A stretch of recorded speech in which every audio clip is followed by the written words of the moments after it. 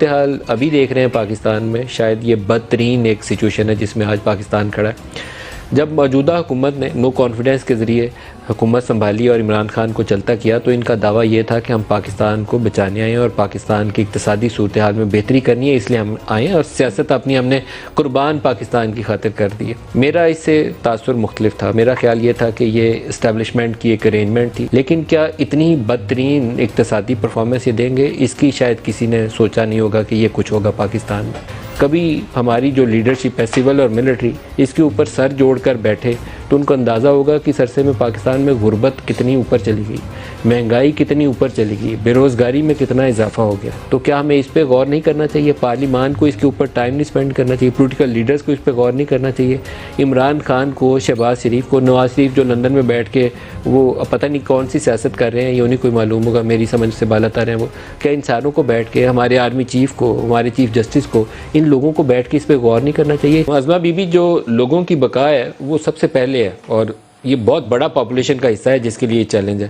پہلے تو سارا فوکس اس وقت اس کے اوپر شفٹ ہونا چاہیے۔ کاش ایسا ہی ہوتا، لیکن اس وقت جو ہے وہ مجھے معذرت کے ساتھ یہ کہنا پڑے گا کہ اس وقت جو ہے وہ کسی کی توجہ معاشی حالات کے اوپر نہیں ہے۔ آپ نے یقیناً میری حکومت کے بارے میں بھی آپ نے انٹرو میں بھی بات کی، درست ہے، آپ اس وقت کمفرٹیبل پوزیشن میں ہیں، یقیناً نہیں۔ یہ جو آپ نے کہا کہ ہم نے فیصلہ کیا تھا ریاست بچانے کا، آپ اس سے اتفاق نہیں کرتے، یہ فیکٹ ہے ملک صاحب۔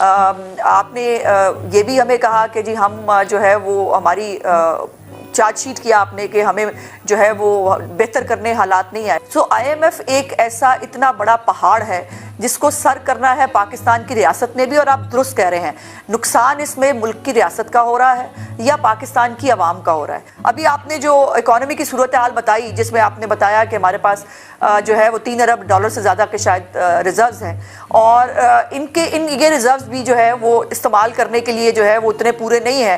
ایل سیز کا مسئلہ ہے پاکستان کے اندر، معاشی جو ایک اسٹیگننٹ سچویشن ہے، اس کے اندر جو ہے وہ ہمیں الیکشن کرا دینے چاہیے۔ عمران خان کو اب -1 کا فارمولا جو چل رہا ہے اس وقت، مجھے بتائیں کب تک ہم اس طرح سے جو ہے اپنی کیا آپ کو نظر آتا ہے کہ عمران کی بھی نااہلی کر کے آگے جائے گا؟ سر اور کیا ہوگا؟ اس سے حل نکل آئے گا؟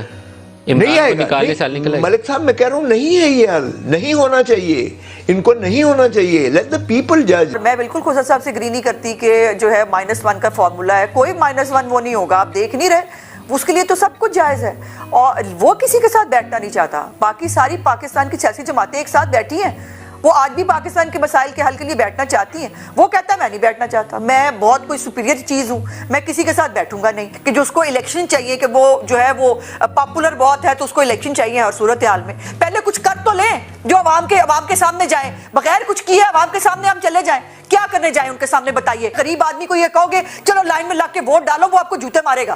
اب یہ آئی ایم ایف کا جو سیاپا ہم نے اپنے گلے میں ڈالا ہے، یہ میری ذمہ داری نہیں ہے، لیکن ڈالی ہے نا۔ ابھی پاکستان ہم سب کا مہمان اداکار نہ بنے۔ ہم نے تو میثاق جمہوریت بھی کیا تھا 2006 میں، آپ کو یاد ہوگا مئی میں، محترم نواز شریف صاحب کے ساتھ، اور حالانکہ اس وقت محترم نواز شریف نے تمام کیس مقدمات جو ہیں شہید رانی بے نظیر بھٹو صاحبہ اور محترم آصف علی زرداری صاحبہ اور میڈم نصرت بھٹو صاحبہ کے خلاف جس انداز سے سیف الرحمان کو احتساب سیل کا انچارج بنا کے جس طرح انہوں نے ہلکان ہو کے ساری دنیا میں جو ہے ہمارے خلاف ڈگ آؤٹ کر کے، اور زرداری صاحب کے خلاف ڈرگ کا کیس بھی اس لیے بنایا تاکہ ان کو ایکسیس ہو سکے باہر کے بینکوں سے یا باہر کی جو ہے ایجنسیز سے وہ انفارمیشن لینے کی۔ ہم ایک عدالت میں پاکستان کی کوئی جیل نہیں تھی، کوئی عدالت نہیں تھی، بینچوں پہ بی ابھی کیا کرے سر جہاں آج کھڑے؟ ابھی بھی کوئی ایسا فرق نہیں ہے مجھے محسوس ہو رہا۔ Again we are back to square one. لیکن بات یہ ہے کہ ہم نے وہاں بھی اس وقت بھی بڑے پن کا پیپلز پارٹی نے ثبوت دیا، لیکن بدقسمتی سے ہمیں وہ رسپانس نہ ملی۔ پہلے بھی کھوسا صاحب نے کچھ جو ہے ماضی کی باتیں کی، میں نے اس کو تھوڑا جانے دیا، میں نے کہا کہ ہمیں آج پہ بات کرنی چاہیے، لیکن اب میرا خیال ہے 2-3 باتیں اس کو رسپونڈ کرنا ضروری ہے۔ پہلی تو بات یہ ہے کہ ماضی کسی کا بھی درست نہیں ہے COD سے پہلے، اور جو ایک دوسرے کے خلاف جو PMLN اور پیپلز پارٹی نے کیا، اس میں ون سائیڈڈ پکچر تو نہیں ہونی چاہیے، اس لیے COD ہوا تھا، اور COD ہونے کے بعد بھی پھر جو ہے وہ آپ کو یہ یاد ہے کہ آپ کہہ رہے ہیں نواز شریف نے یہ نہیں ہونے دیا، وہ نہیں ہونے دیا. بلوچستان کی گورنمنٹ کس نے گرائی؟ مسلم لیگ نون کی. گورنر راج جو ہے وہ مسلم لیگ نون کا جو ہے اس کی حکومت کو گرا کر گورنر راج لگا نا، COD کے بعد بھی ہوا. چارٹر آف ڈیموکریسی جب سائن ہوا تو آپ نے خود ہی تفصیل بتائی کہ کس طریقے سے مقدمات ایک دوسرے کے اوپر بنائے جاتے تھے. اب آپ دونوں پیچھے ہٹے ہیں، پیپلز پارٹی اور PMLN ایک طرف آ گئی ہے تکڑی کے اور دوسری طرف چلے گئے PTI والے. دیکھیں ملک صاحب، بالکل میں سمجھتا ہوں کہ پولیٹیکل سٹیبلٹی کا ایک ہی راستہ ہے کہ آئین پہ منوان عمل کیا جائے. جب تک آپ آئین پر عمل نہیں کریں گے، ریاست کو آپ نے بے توقیر کر دیا. ریاست جو ہے وہ پارلیمان عوام ہے. عوام جو ہے آرٹیکل 7 میں اگر دیکھیں تو عوام اپنے نمائندوں کے ذریعے جن ایوانوں میں بیٹھتے ہیں اس سے جو مترشح ہوتی ہیں حکومتیں، یہ ریاست ہے. اور اسی کی وفاداری اور آئین کی تابع داری ہر ایک پر لازم قرار دی گئی آرٹیکل 5 میں.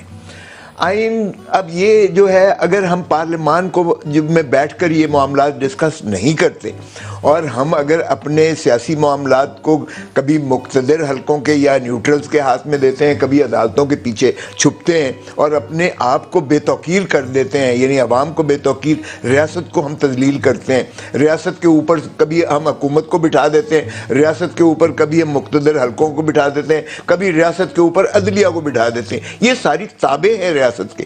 ریاست عوام ہے. عوام بیچاری رل گئی ہے اس لیے کہ عوام اور دھرتی ماں کا، ریاست کا کسی کو خیال نہیں ہے. تو میں کہتا ہوں اسی لیے ایک دفعہ یا تو آپس میں ڈائیلاگ کر لیں سر، بہت ایک طرف آرمی چیف کو بٹھا لیں، ایک طرف چیف جسٹس کو، اور ایک طرف پرائم منسٹر اور اپوزیشن لیڈر عمران خان کو بٹھا لیں. آپس میں طے کر لیں، نہیں تو ملک ڈوبتا جا رہا ہے اور آگے جانے کا کوئی راستہ نہیں. اپوزیشن کے بغیر جمہوریت نہیں ہوتی. اپوزیشن کے بغیر نہ ریاست چل سکتی ہے، نہ ملک چل سکتی ہے. اپوزیشن کا وجود اور ہونا لازم اور ضروری ہے، لیکن اپوزیشن کے اندر ایک ورکنگ ریلیشن شپ حکومت کا یقینی ہونا چاہیے، کیونکہ اس کے بغیر آپ ریاست یا اسمبلی یا عوام یا یہ ایوان نہیں چلا سکتے.